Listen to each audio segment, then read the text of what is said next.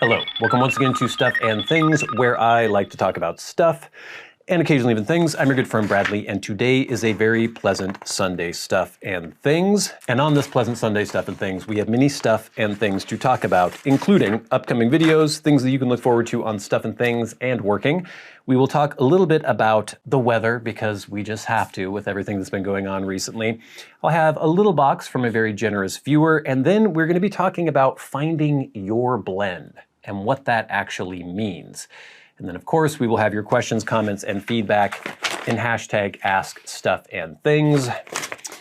Life goes on, so let's get into it. All right, gang, what can you look forward to on Stuff and Things and working?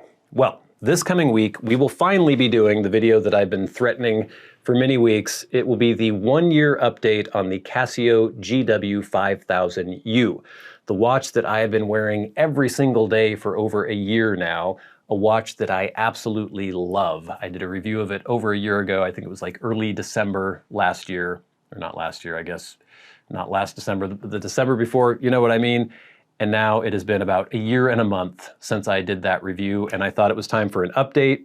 I still absolutely love this thing. I hope that's not spoiling the video, but you should check that out on Wednesday.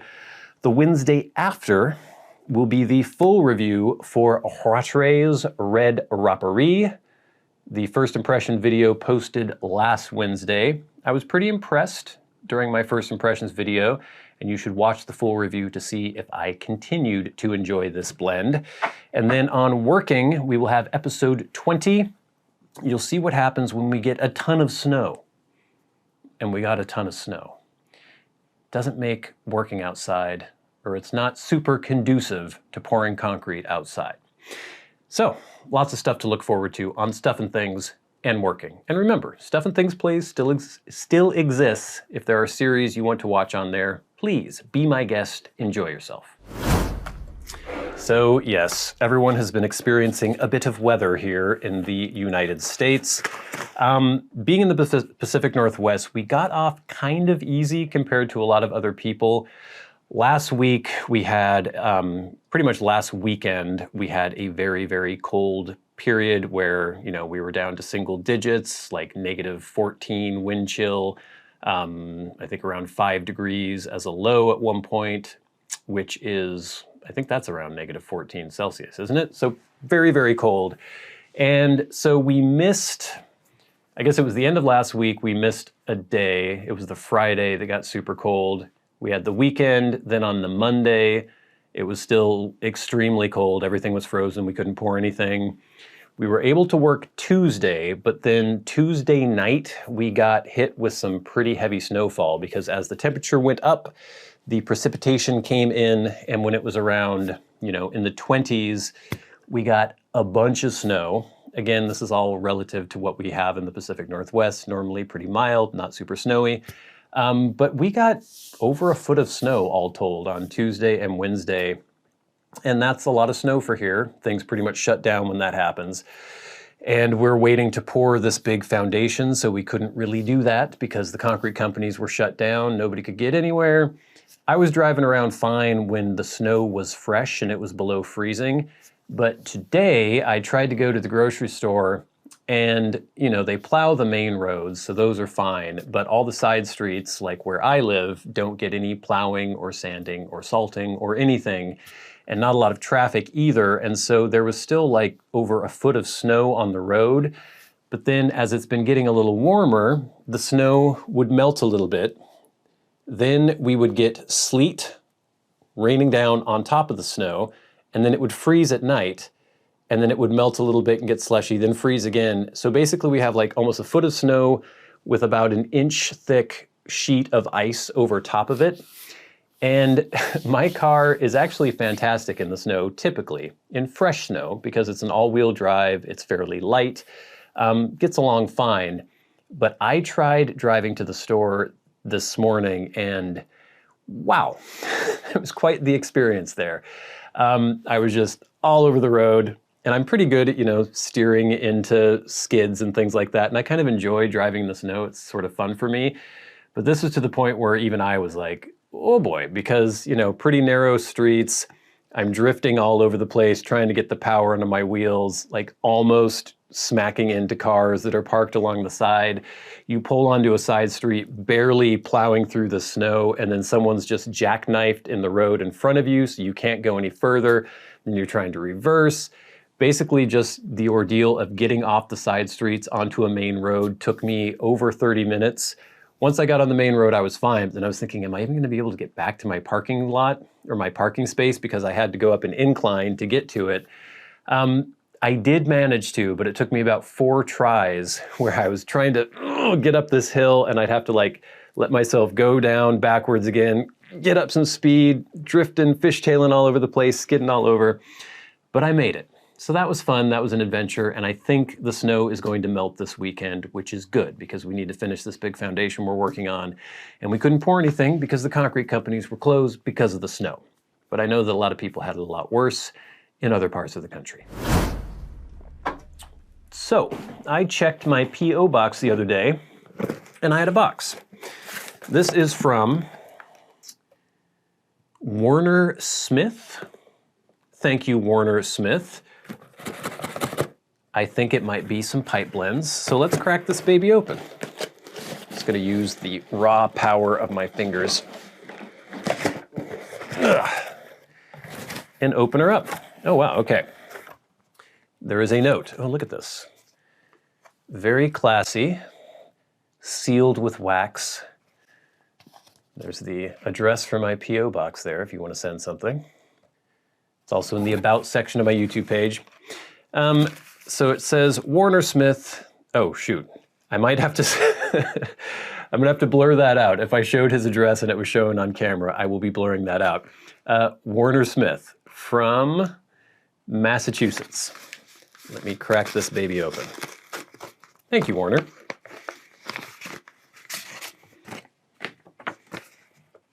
Beautiful handwriting on a lovely note. Warner says, to my good friend Bradley, please accept these 4 tins of, look at that, Elizabethan. Please accept these 4 tins of Elizabethan mixture for gratitude, as gratitude for being such a positive influence in the world to which you extend yourself. As a man of stuff and things, please allow me to provide a little detail behind the making of this correspondence. First, the paper you are holding in your hands is manufactured by Original Crown Mill. Oh yeah, Crown Mill. A pure cotton paper. The letter, written using my Conway Stewart Churchill Honey Mare. Conway Stewart Churchill Honey Mare fountain pen. Ink of choice, diamine ancient copper. I recognize that ink. Finally, while composing this letter, I got to enjoy smoking some GLP's Maltese Falcon in my Rattray fucker? I can't read that. Something 110 pipe. It was a most enjoyable blend of tea I've come to discover thanks to you and your review. God bless, Reverend Warner Smith. Well, thank you so much. That was very lovely and very thoughtful. And even though I was having some trouble reading, it wasn't your handwriting that's at fault. It's just, you know, it's a little small, but beautifully written, wonderful. And the paper does feel fantastic. And I love that ancient copper ink. So very cool. Thank you so much for that. Like I said, you guys are so generous. It's amazing that I have a lot of this now. I don't think I'm gonna have to worry about buying this for quite some time, and so that is fantastic. Thank you, Warner, so much for your generosity. Now, gang, let's talk about finding your blend. I got a message from someone on YouTube recently. This was from @BlakesPipes, and he says, Bradley, I think I just want to find my Elizabethan mixture of my life. Still getting through the tin I bought many months ago. Just want to find the 10 I love and stick with that. Then build my stash. Problem is, I'm still stuck on aromatics. And this made me think, thank you for writing in @BlakesPipes. First of all, finding 10 you love, that's pretty ambitious. I don't know if there are 10 blends that I could say I love. There are plenty of blends that I really enjoy, but love? I don't know. That's a pretty strong word. But just finding one that you really love is, I think, doable. For me, with Elizabethan, I mean, the chances were I was going to get to it eventually, but it was just kind of by accident. I was going through some of the Dunhill blends. I had heard good things about Dunhill blends, but I hadn't heard amazing things about Elizabethan necessarily. It was just one that sounded interesting to me. I already knew that I kind of liked vapor blends, and so I wanted to check out vapor, meaning Virginia Perique blends. I knew I wanted to check that out. I had already had Nightcap. I'd already had at least one other Dunhill blend. I'm trying to remember. I think it might have been Early Morning Pipe and also maybe Standard Mixture or Navy Flake. I can't remember. I'd had several Dunhill blends, and then I tried Elizabethan. I liked it a lot initially, but I think it took more than just that first tin for me to realize how much I liked it or how much I was going to continue to like it. And then I'm not even sure what prompted me to get another tin, but it really was the second tin that really reinforced it for me. So if you're someone like at Blake's Pipes who is looking for that blend, first of all, you have to cast a wide net, try a lot of things. If you find something that you kind of enjoy, try to find other things in the similar vein. You know, you sort of follow the tributaries of these rivers that you enjoy. Once you find sort of a genre that you like, then you start sampling blends in that genre. But the thing is that I would really recommend is if you find something you're like, oh, this is pretty good, if it doesn't automatically appeal to you as though this is the blend, the one I'm going to have for the rest of my life or I'm going to enjoy for the rest of my life, it might not just based on one tin, because Elizabethan didn't do that for me based on one tin. It took at least 2 tins before I thought, okay, I want to get even more of this in. And then it developed into something after probably, I don't know, 5, 6, 7, 8, 9, 10. 9, 10, 10, 11, 12 tins, lots of tins. So it's not something that's going to happen right away. Familiarity can sometimes breed contempt, but sometimes it can make you feel just really comfortable and really, might just make you really enjoy a particular blend more than you would have if you had only had it once or twice. So it's not just going to be hitting you like a bolt out of the blue, I don't think, where you have a tin, you're just like, oh my God, this is the most amazing thing ever. It's going to be something that, oh, I like that, let me try that again. Yeah, I actually really do like that. I've convinced myself of that. Let me try another tin. Okay, now it's really, really starting to settle in, and I'm really enjoying the nuances of this blend. So it's going to take a while for you to develop it, and it's, in some ways, it's kind of, this will be ridiculous, but a relationship with anything, I guess, because there are a few things in my life that have struck me as just automatically the best thing ever, you know? It usually takes, if it's music, if it's whatever, it usually takes experiencing that thing quite a few times before I really develop an appreciation for it. So don't despair, you may find that blend, but you're gonna have to try quite a few blends, and then you're gonna have to try those blends more than once. If it's something you think you like after that initial tin, try another tin. If you still like it, try another one. And that's how you may find your one blend. If anyone else has any advice for at Blake's Pipes, you can leave it in the comment section below and let us know how you found your one blend, if you ever did find your one blend. All right, gang, but now it is time for hashtag #AskStuffandThings. Remember, if you have a question for me and you would like it answered on the Sunday Stuff and Things, tweet at @SATBradley with the hashtag #AskStuffandThings. You can also write to me via Patreon if you are a Patreon supporter and go right to the front of the line. You can also hit that super thanks button under this video and go right to the front of the line, or you can leave me questions, comments, and feedback under my YouTube videos.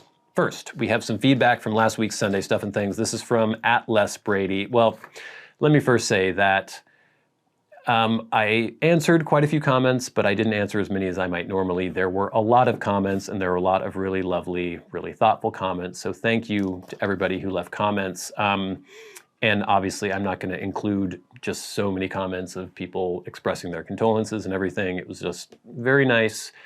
But I will pick out a few, and there were just a couple comments that I will read that were sort of indicative. This is from @LesBrady. Bradley, I'm very sorry for the loss of your friend. If there's any further support that the SAT community may provide to Sean's family in the aftermath of his passing, please let us know. Take care, good friend. And yeah, I included this because, you know, there was a GoFundMe set up for him, and I don't think there is going to be anything else, but I will let you know if that's the case. And then from @Ryan McFadin, that really stinks, man. My best friend's mom passed away unexpectedly from the same disease last year. Thinking of you, man. Thank you so much. @Manitoa #1 says, I think the Sheraton video would be interesting as an unintentional revisit, especially as the original context was judging it as an Elizabethan clone, which it didn't do for you, rather than evaluating it on its own merits. Yeah, and some other people have mentioned that, and maybe I will do that. We'll see. I'd have to maybe put a little bumper or something in front of it to sort of explain what's going on. But yeah, several people mentioned that. Then we have quite a bit of feedback from last week's first impressions video for Rattray's Red Rapparee. First from @Jan-U-We-Hilger-8073. Rapparee, as in Papa. Rapparee, Papa. Otherwise, I trust you as always. I think I was saying Rapparee a lot, Red Rapparee. So thank you. I always like to pronounce things correctly if possible. @Rich Newman says, nice solid tea blend. I kind of put in the same category as Presbyterian mixture and Fusilier's ration. The Cavendish is definitely there to offset some of the Oriental tang with a bit of sweetness, but I'm pretty much on point with your assessment at the end of this video. A nice, smoky, slightly spicy English blend. Thank you for that feedback. @Tom Brown 1898. Bradley, I haven't est any Red Rapparee since it's been blended by Korhos and Kopp. Back in the Murray's era, it was a powerful S, so much so that I had to consume it in a meerschaum or calabash. Very good, but definitely not a daily blend. Looking forward to your full review. And it's interesting that you mentioned that because to me it did not seem very strong, and obviously it's made by a different manufacturer now, so it was definitely in the medium category for me. So if you try it now, you may find that's the case as well.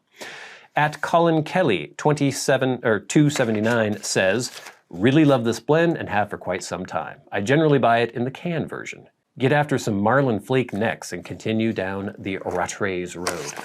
A lot of people suggested Marlin Flake as the next Rattray's blend, and a lot of people are very excited, thinking I'm going to go through all of the Rattray's blends now. I will get to more of them for sure. I've done Old Gowrie. I've had Howl of the Wind, but I never reviewed it for some reason, but I'll definitely get to more of their blends in the future. And then finally, @Blackadder665 says, Red Rapparee is one of the blends, did I say Rapparee? Rapparee? Red Rapparee is one of the blends I go to if I want something interesting. As you've noticed, every puff can be a little different. Sometimes more than a little, and sometimes that's exactly what I want from a blend. Nightcap provides that too, for example. It was also after I had tried only a couple of Latakia blends and quite new to the dark side, the first Oriental Forward blend, and I enjoyed it immediately and immensely. I'm not at all surprised that you will apparently like it. Thanks as always for your videos. Best wishes, Michael. Thank you, Michael, and thank you to everyone who wrote in. Please keep all the questions, comments, and feedback coming in. Really helps make the show go. But now it is time for the very best part of the show, and that is where we thank our Patreon supporters. Remember, if you would like to support the channels on Patreon, there is a link in the description box below, and it is much appreciated. It helps pay for the fancy camera that is filming this video, the lights that are shining upon me, blends and other items for review, and it really just helps offset the cost in time and money for making these videos, and it is much appreciated. Also, if you're a Patreon supporter, you get access to the Stuff and Things videos early and ad-free. And every week we like to shout out those people who support the channels at $25 or more a month. People like Glenn Dunnington, Jason Buckner, MDoftheNorth, David Gaudreau, Ryan McFadin, Arcturus, Ashes of the Phoenix, and Jonathon Proctor. And of course, the Maniacs, the crazy people who support the channels at $100 a month, people like Bob Magee. And we'll never forget our dearly departed friend and Hall of Fame member, Peter Straub. Gang, thank you so much for watching. Please stay tuned for the Rattray's Red Rapparee. No, wait a minute. What order is everything? Yeah, first, Casio GW 5000U 1-year update. Then Red Rapparee coming up. We have a bunch of other stuff coming up as well, but I'm only doing 2 weeks ahead now. Or at least only announcing 2 weeks ahead because things get moved around and then people get angry or confused. And I just want to do 2 weeks. That's enough to be going on with. Good episode coming up on working, so check that out as well.